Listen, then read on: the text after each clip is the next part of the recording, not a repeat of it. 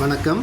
நம்ம இன்றைக்கி பார்க்க போகிற இடம் பார்த்திங்கன்னா ஒரு மிகப்பெரிய உலகத்திலேயே ஒரு முக்கியமான ஒரு ரொம்ப ஃபேமஸான முருகன் கோயில். இது இருக்கிற இடம் பார்த்திங்கன்னா மலேசியா செலங்கர் அப்படிங்கிற ஒரு இடத்துல கோலாலம்பூர்லேருந்து ஒரு ஒரு 13 கிலோமீட்டர் தள்ளி இருக்கக்கூடிய இடத்துல அமைந்திருக்கக்கூடிய இந்த இடத்தின் பேர் தான் பட்டு கேவ்ஸ்ன்னு சொல்லுவாங்க.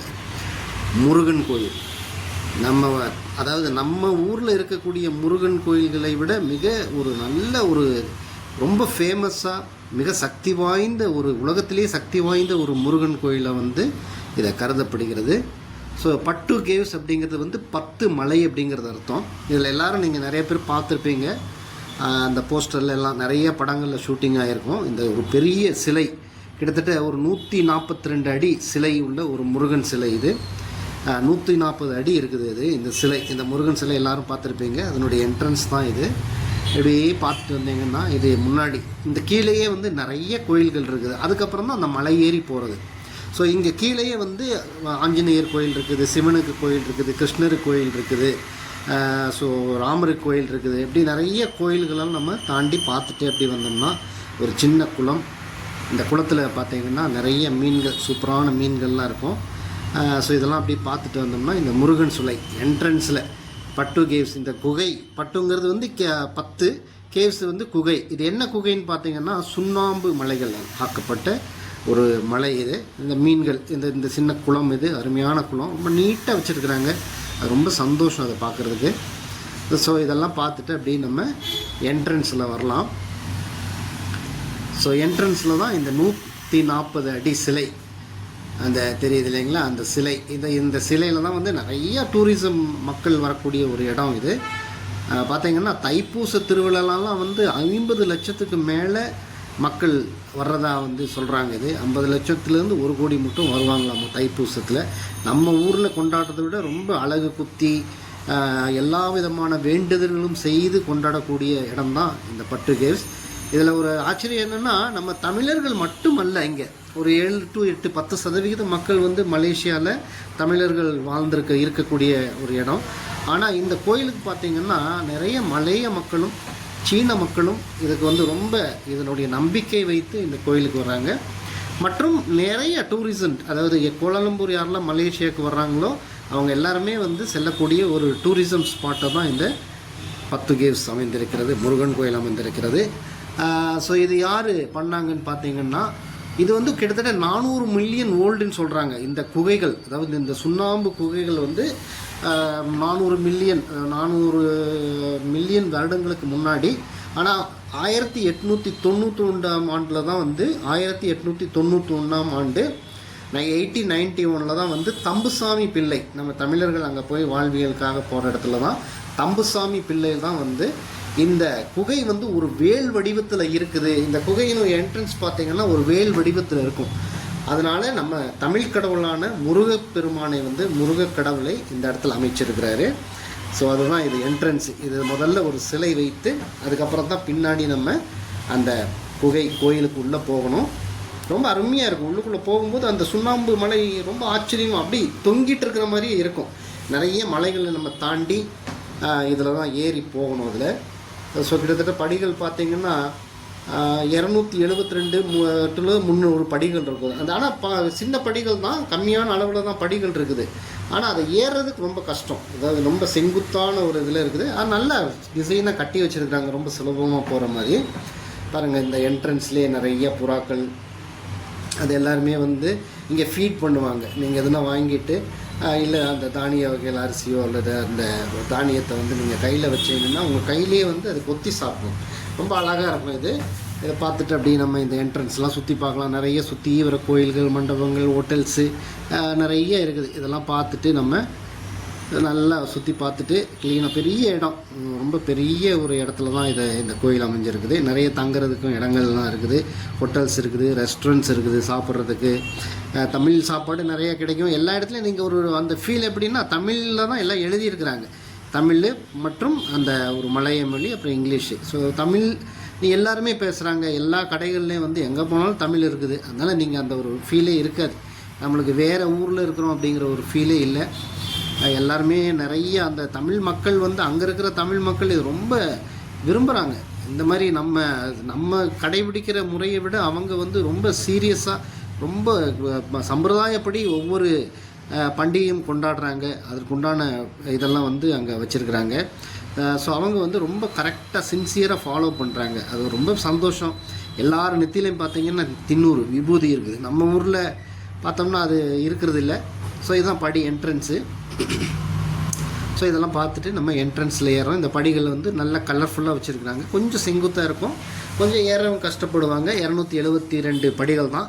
இது போக போக ஒரு குகையாக வரும். அந்த ஒவ்வொரு மலைகளில் வந்துட்டு நம்ம தாண்டி போக வேண்டியதாக இருக்கும். ஸோ மெதுவாக அப்படி ஏறிட்டு கொஞ்சம் பேர் ரெஸ்ட் எடுத்துகிட்டு போவாங்க, இல்லாட்டி அப்படி போவாங்க. இதுதான் பேக்கிலேருந்து, அந்த சிலையினுடைய பேக்கிலேருந்து பார்க்கும்போது இந்த மலேசியா கோலாலம்பூருடைய அழகை நம்ம நல்லா ரசிக்கலாம். பார்த்திங்கன்னா எப்படி இருக்குதுன்ட்டு. ஸோ பின்னாடி இருந்து மக்கள் அங்கே நிற்கிறது அந்த என்ட்ரன்ஸில், ப்ளஸ் அதனுடைய பில்டிங்ஸு. ஸோ மலேசியாவின் அழகை வந்து நம்ம இந்த மேலே ஏற அந்த படிகளில் ஏற நம்ம ரசிச்சுட்டே போகலாம். ஒரு கலர், டிஃப்ரெண்ட் கலர்ஸு, நல்ல படிகளை வந்து நல்லா கட்டியிருக்கிறாங்க. பார்த்திங்களா, எல்லாமே நிறைய ஃபாரினர்ஸ் தான். ப்ளஸ் நம்ம மக்கள், நம்ம தமிழ்நாட்டு மக்கள் தான்.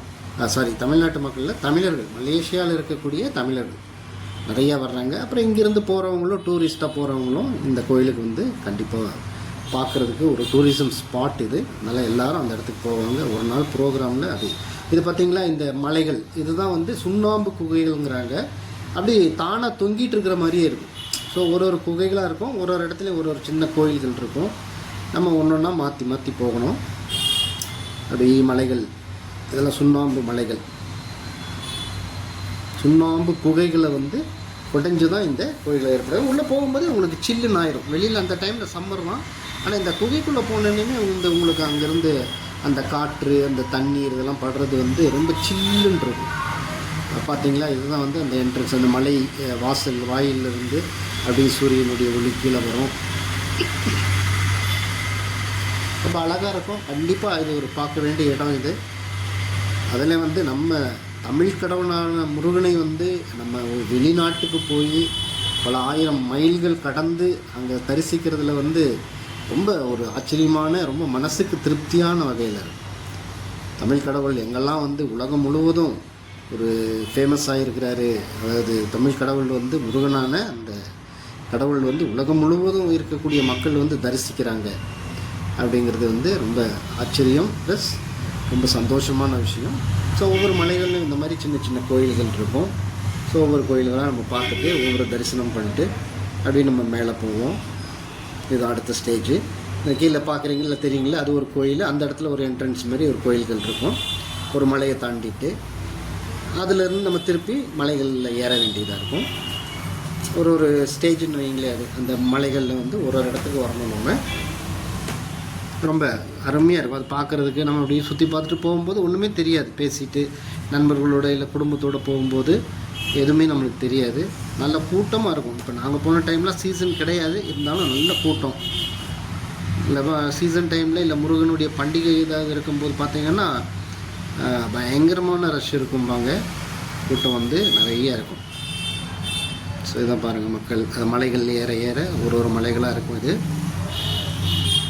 பட்டு கேவ்ஸ், இதுக்கு பேரே வந்து பட்டு கேவ்ஸ். பட்டுன்னா 10 மலையில் அர்த்தம்.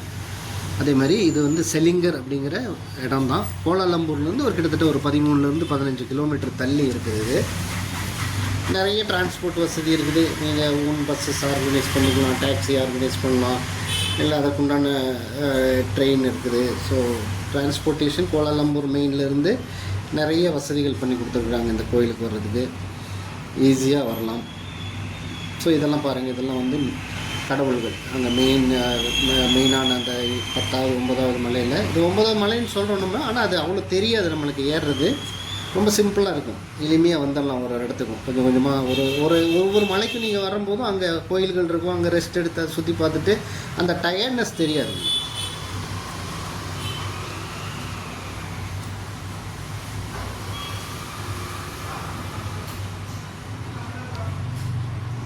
ஸோ பாருங்கள், தான் வந்து இந்த மலைகள், அந்த மேலே ஒரு மலைகளாக போகும்போது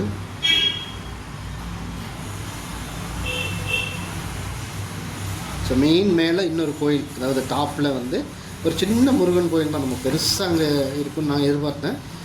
பெரிய மண்டபம் மாதிரி. ஆனால் இந்த குகைகளுக்குள்ளே இருக்கிறதுனால கோயிலெலாம் வந்து சின்ன சின்னதாக தான் கட்டியிருக்கிறாங்க. ஸோ மெயின் கோயில் பாருங்கள். அப்படி இதுக்கு மேலே படி போகும்போது இதுதான் நம்ம மூலஸ்தானம். ஸோ முருகன் இருக்கக்கூடிய முக்கியமான அந்த 10வது மலையில் அமைந்திருக்கக்கூடிய மூலஸ்தான கடவுள் அவர். முருகனை நல்லா தரிசனம் பண்ணிக்கலாம். நல்ல பூஜை, சிறப்பான பூஜை. அந்த மலை கோயில்கள் இந்த சில்லுன்னு இருக்கிற இடத்துல மலைக்குள்ளார அந்த பாறைகளுக்கு மத்தியில் முருகன் பெருமான் வந்து அவதாரம் எடுத்திருக்கிறாரு. ஸோ ஒரு நல்ல தரிசனம் படுத்திட்டு நம்ம நல்லா மனதார வேண்டிட்டு, ஏன்னா ஒரு மக்கள் இந்த அளவுக்கு வர்றாங்கங்கிறதுல அந்த கோயிலினுடைய சக்தி என்ன அப்படிங்கிறது வந்து உங்களுக்கு தெரியும். கண்டிப்பாக இது வந்து மிகப்பெரிய ஒரு சக்தி வாய்ந்த கோயில். எல்லோரும் வந்து முருகன் கோயில், ஈவன் நம்ம இந்தியாவிலேருந்து கூட தமிழ்நாட்டிலேருந்து கூட நிறைய பேர் இங்கே வந்து வேண்டுதலுக்காக வர்றாங்கன்னு கேள்விப்பட்டேன். முருகன் கோயிலுக்கு வந்துட்டு வேண்டுதல் பண்ணிவிட்டு அங்கே வந்து சில வேண்டுதல்கள் நடக்கும்போது அது பழிக்கும் பொழுது இங்கே வர்றாங்க. ஸோ அந்த தரிசனம்லாம் முடிச்சுட்டு நம்ம கீழே இறங்குறோம். இது இறங்கும் பொழுது மலேசியாவினுடைய அழகை அப்படி பார்த்துட்டே வரலாம். மக்கள் வர்றதை போகிறத எல்லாத்தையும்.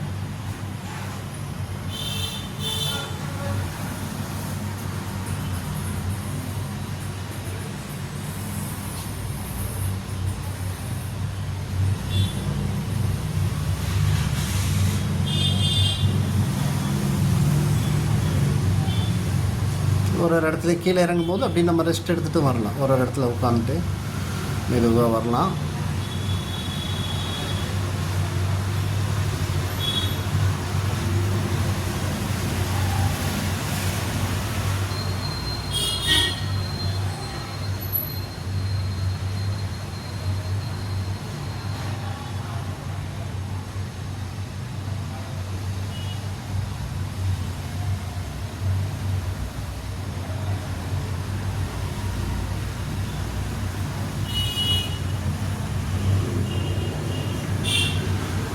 ஸோ இது ஒரு மலை தான் பாருங்கள். இந்த ஒரு இடத்துல வந்துட்டு நம்ம அங்கங்கே ரெஸ்ட் எடுக்கிறது தான். இது ஒரு மலைகளும் நம்ம மேலே போகும்போது ரெஸ்ட் எடுத்துக்கிறாங்க, கீழே வரும்போதும் ரெஸ்ட் எடுக்கிறாங்க. பாறைகளில் நிறையா நம்ம விலங்குகள் அதெல்லாம் பார்த்து ரசிப்பாங்க.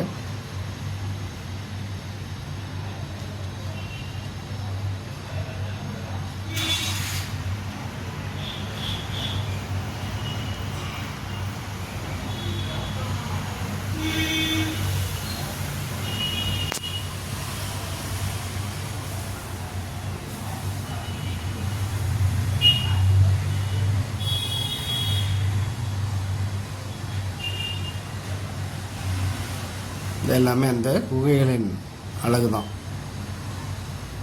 ஒரு குகைகளும் இருக்கக்கூடிய ஒரு அழகு, சின்ன சின்ன கோயில்கள். மக்கள் நிறைய ஃபோட்டோஸ் எடுக்கிறாங்க.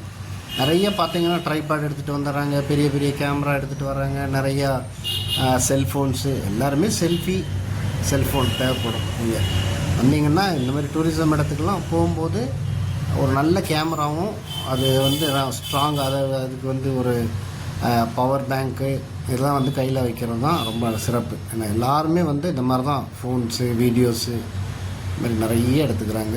அதை பார்க்கும்போது எல்லாத்துக்கும் ஆசை, எல்லாத்துக்கும் வந்து ஒரு வீடியோ எடுக்கணும், நான் போகிற இடத்த வந்து கேப்சர் பண்ணணுங்கிறது வந்து கீழேருந்து பார்த்திங்கன்னா ஒவ்வொருத்தரும் தனித்தனியாக வர்றாங்க. மற்ற இவங்க யாருக்கிட்ட அவங்க இப்போ இந்த மலை சைனா மக்கள் வந்துட்டு மற்றவங்கக்கிட்ட மிங்கிள் ஆகிறதில்ல. அது அவங்க குரூப்பாக வர்றாங்க, அவங்களாம் ஃபோட்டோ எடுத்துக்கவங்க, சிரிச்சுக்கிறாங்க, அவங்களுடைய இதில் வந்து என்ஜாய் பண்ணிக்கிறாங்க. அதே மாதிரி தான் நம்ம மக்களும் ஃபேமிலியாக வருவாங்க. மலை மக்கள், மலையால் இருக்கக்கூடிய தமிழர்கள் நல்லா வந்து அவங்க சிரிச்சுட்டு அவங்க ஃபேமிலியோடு சேர்ந்து வந்து ஃபோட்டோஸ் எடுத்துக்குவாங்க.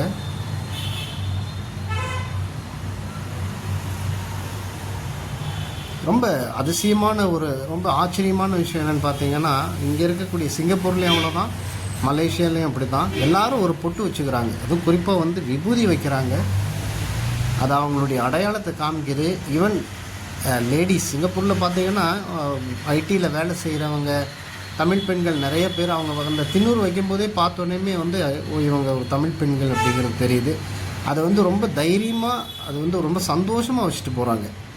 அது ரொம்ப ஹாப்பியாக இருக்கும் அதை பார்க்குறதுக்கு. ஏன்னா மற்ற இடத்துல அப்படி இல்லை. நம்ம ஊரில் அதை வைக்கிறதுக்கு தயங்குறாங்க. பெண்கள்லாம் வந்து திண்ணூறோ குங்குமமோ வைக்கிறதே இல்லை.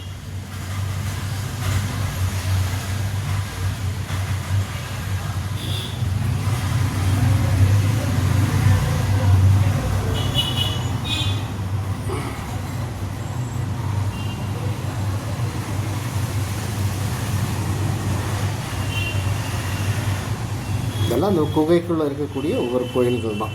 நீங்கள் அப்படியே பார்த்துட்டு மேலே போகும்போது பார்த்துட்டு போகலாம், கீழே வரும்போதும் அப்படி நின்று ரசிச்சுட்டு அந்த குகைகளையும் அந்த பாறைகளையும் வந்து ரசிச்சுட்டே வரலாம். ஒரு இடத்துல இந்த மாதிரி அழகாக சின்ன சின்னதாக கடைகள், கோயில்கள் இறைவனை வந்து வச்சு வழிபடுறாங்க.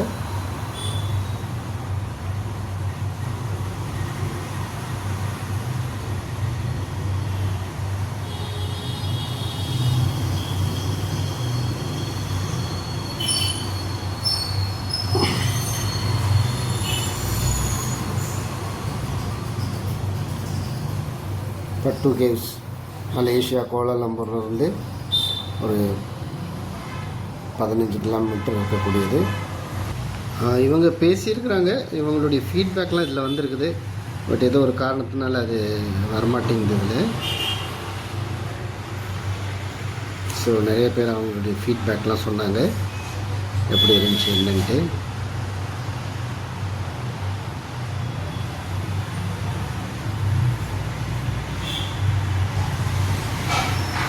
சூப்பர். இவங்கெல்லாம் இடம்லாம் பார்த்துட்டு கோயிலுக்கு போயிட்டு வந்து ஃபீட்பேக்கை கொடுத்துருக்குறாங்க.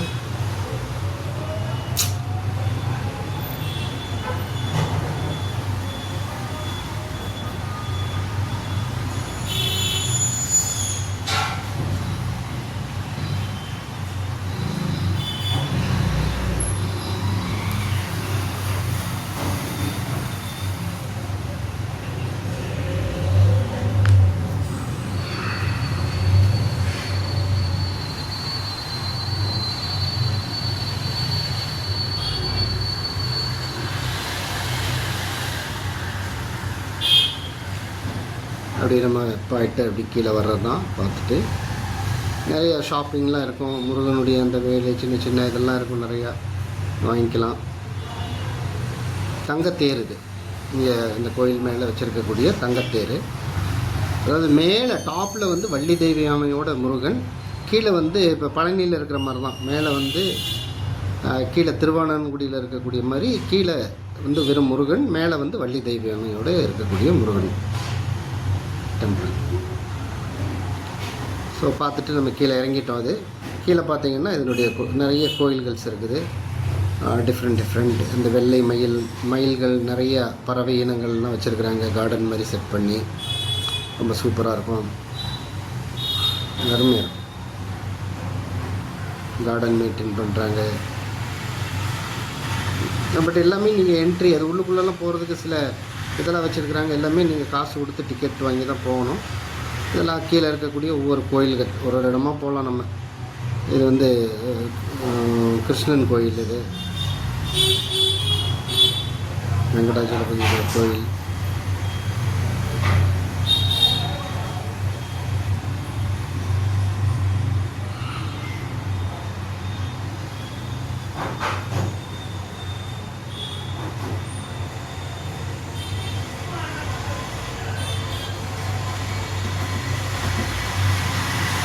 கருட பகவான், கருடன் சிவனுக்கு கோயில் இருக்குது.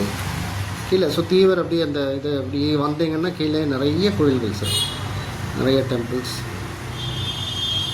கீழே இறங்கிட்டீங்கன்னா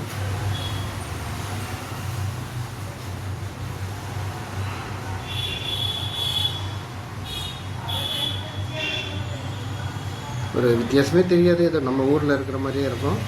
கண்டிப்பாக மலேசியா வர்றவங்க பார்க்கக்கூடிய ஒரு முக்கியமான இடம் தான் இந்த பட்டு கேவ்ஸு. எல்லோரும் வந்தீங்கன்னா, வாய்ப்பு கிடைக்கிறவங்க கண்டிப்பாக இந்த கோயிலை வந்து முருகனை தரிசனம் பண்ணுங்கள். எல்லா கடவுளையும் இங்கே தரிசனம் பண்ணுங்கள். ரொம்ப சந்தோஷமான விஷயம், ஹாப்பி. ஏன்னா நம்ம ஊரில் இருக்கிற மாதிரியே வந்து வெளிநாட்டில் நம்ம தமிழர்கள் அதிகமாக வாழக்கூடிய இடத்துல வந்து நம்ம ஊரில் இருக்க மாதிரி ஒரு கோயில்களை பார்க்கும் பொழுது மனசுக்கு ரொம்ப இதமாக சந்தோஷமாக இருக்கும்.